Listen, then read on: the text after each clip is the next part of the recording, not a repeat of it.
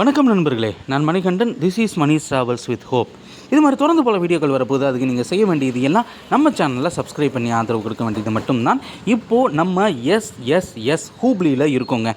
தூத் சாகரை பார்க்குறதுக்காக போன வீடியோவில் நீங்கள் பார்த்துருப்பீங்க, வந்திருந்தேன். இப்போது இங்கேருந்து திரும்ப போக வேண்டியது தான். இங்கேருந்து திரும்ப எங்கே போகிற, ஊருக்கு போகிற அப்படின்னு கேட்குறீங்களா? நிச்சயமாக ஊருக்கெல்லாம் போகிறது கிடையாதுங்க.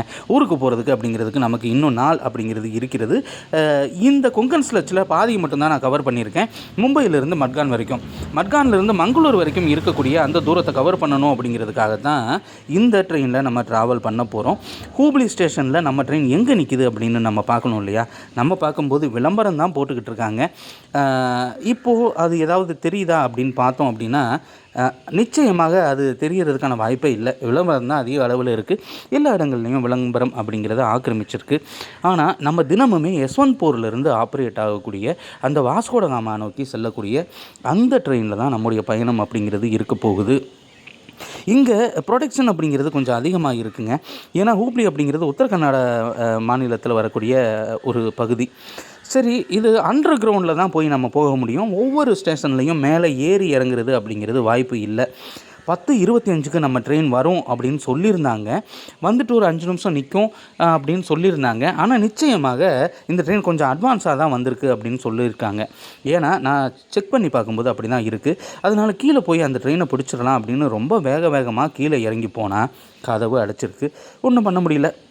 அப்புறம் அது பக்கத்தில் இருக்கக்கூடிய வழியில் வந்து பார்த்தோம் அப்படின்னா நம்ம ட்ரெயின் வர்றதுக்கான அந்த பாசிபிலிட்டிஸ் அப்படிங்கிறது இருக்கிறது. முதல் பிளாட்ஃபார்மில் நம்முடைய ட்ரெயின் அப்படிங்கிறது இல்லை. செகண்ட் பிளாட்ஃபார்மில் தான் நம்முடைய ட்ரெயின் அப்படிங்கிறது இருக்கிறது. யஸ்வந்த்பூர்லேருந்து தினமுமே ஆப்ரேட் ஆகக்கூடிய ட்ரெயின்.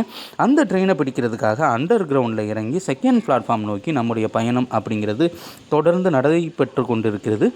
இப்போது நம்ம தமிழ்நாட்டில் கோயம்புத்தூர், சேலம் இந்த மாதிரியான பகுதிகளில் தான் அண்டர் கிரவுண்ட் அப்படிங்கிறது இருக்கும். இங்கே ஹூப்ளியிலையும் அண்டர் கிரவுண்டு மட்டும்தாங்க. எங்கேயுமே படி கிடையாது. நீங்கள் ஏறி இறங்க வேண்டிய அவசியம் அப்படிங்கிறது கிடையாது. கீழே வந்து போயிடலாம். இந்த சைடில் போனால் படி ஏறணும். நம்ம தொடர்ந்து ட்ராவல் பண்ணிகிட்டு இருக்கிறதுனால நமக்கு கொஞ்சம் டயர்ட்.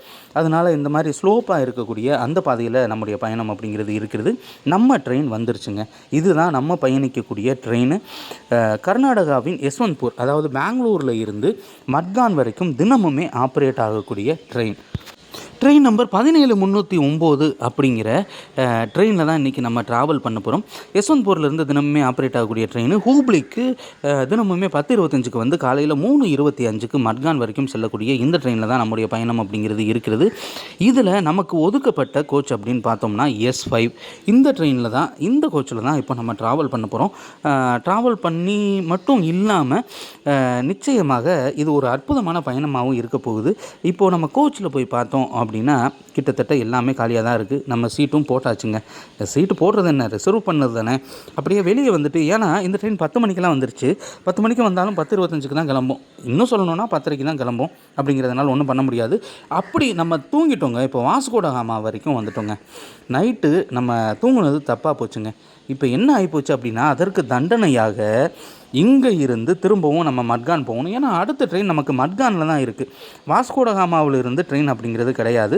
அந்த ட்ரெயினானது வேறு ஒரு இடத்துல இருந்து வருது. எந்த ட்ரெயின்னு சொன்னீங்கன்னா சஸ்பென்ஸ் அப்படிங்கிறது போயிடும் இல்லையா? ஸோ அதனால் இந்த சாலிமார் நோக்கி செல்லக்கூடிய அமராவதி எக்ஸ்பிரஸில் நம்முடைய பயணம் அப்படிங்கிறது இருக்கிறது. கொல்கத்தா க்ரௌடு சொல்லவா வேணும், ஒன்றும் பண்ண முடியாது. இப்போது நம்ம மட்கான் ஸ்டேஷனை நோக்கி வந்துட்டோங்க. பெரும்பாலும் என்ன அப்படின்னா, இதில் 75% ஆஃப் அன்ரிசர்வ்டு சீட் அப்படிங்கிறது ஃபுல் ஆகிடுச்சு. 180 ரூபா டிக்கெட்டில் நம்ம வந்திருந்தோம்.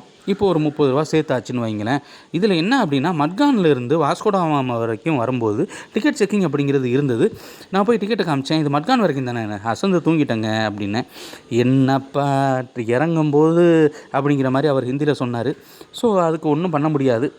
இன்னும் கொஞ்சம் நேரத்தில் நம்ம மட்கானில் இறங்கிட போகிறோம். மட்கானில் இறங்கி ஒரு 4 மணி நேரத்துலேருந்து 5 மணி நேரம் வரைக்கும் வெயிட் பண்ண போகிறோம்.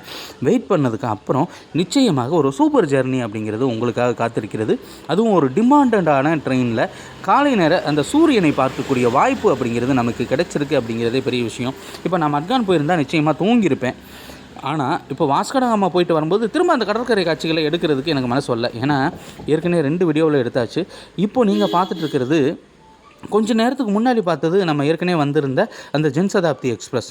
இப்போ நம்ம பார்க்குறது இன்றைக்கி மத்தியானத்துக்கு மேலே கிளம்பக்கூடிய தேஜஸ் எக்ஸ்பிரஸ். இந்த ரெண்டுமே மும்பை நோக்கி செல்லக்கூடிய ரயில்கள் தான். இந்த ரயில்கள் பிளாட்ஃபார்ம் நம்பர் 4 நிற்கிது. நம்ம பிளாட்ஃபார்ம் நம்பர் 3 போய் இறங்க போகிறோம். இன்னும் கொஞ்சம் நேரத்தில் நம்ம இறங்கிடுவோன்னு வைங்களேன். உண்மையிலேயே இந்த மகிழ்ச்சியான பயணம் அப்படிங்கிறது ஒரு சின்ன பிளாக் தான் இது. ஆனால் இதோடு நம்ம பிளாக் அப்படிங்கிறது முடிஞ்சிட போகிறது இல்லை. இன்னும் தொடர்ந்து பல அற்புதமான பயணங்கள் அப்படிங்கிறது இருக்குது. இங்கே பாருங்களேன், என்ன கூட்டங்க! அப்பா, ஒன்றும் பண்ண முடியாதுங்க, வேறு வழியே இல்லை. கொல்கத்தா போகிற வண்டியில் இதுதாங்க பெரிய விஷயம், இறங்க விட மாட்டேன்ட்டாங்க. அந்தளவு கூட்டம் அப்படிங்கிறது அதிகமாக இருக்குது. இத்தனைக்கும் மட்கானில் நம்ம நேற்று தூங்குனதுக்கு, நேற்றுன்னு இல்லை இன்றைக்கி தூங்குனதுக்கு தண்டனை அப்படிங்கிறது தெரில. 30 ரூபா எக்ஸ்ட்ரா டிக்கெட்டு ஆச்சு. அதே நேரத்தில் இங்கே வந்து சேருவதும் நமக்கு சிரமமாக போச்சு. வரதை பற்றி பிரச்சனை இல்லை, வாஸ்கோட காமாவிலேயே ஓரளவு கூட்டம் அப்படிங்கிறது இருந்தது. ஆனால் இந்த அமராவதி எக்ஸ்பிரஸில் மட்கானில் சரியான கூட்டம் நீங்கள் பார்த்துருப்பீங்க. அந்த கூட்டத்துக்கு மத்தியில் தான் போராடி நம்ம இறங்கணும். இப்போ இந்த பயணத்தை இதோடு நம்ம நிறைவு செய்யணும். இதுக்கடுத்து ஒரு முக்கியமான பயணம் காத்திருக்கிறது. அது வரைக்கும் நம்ம சேனலோடு இணைந்திருங்கள். நன்றி.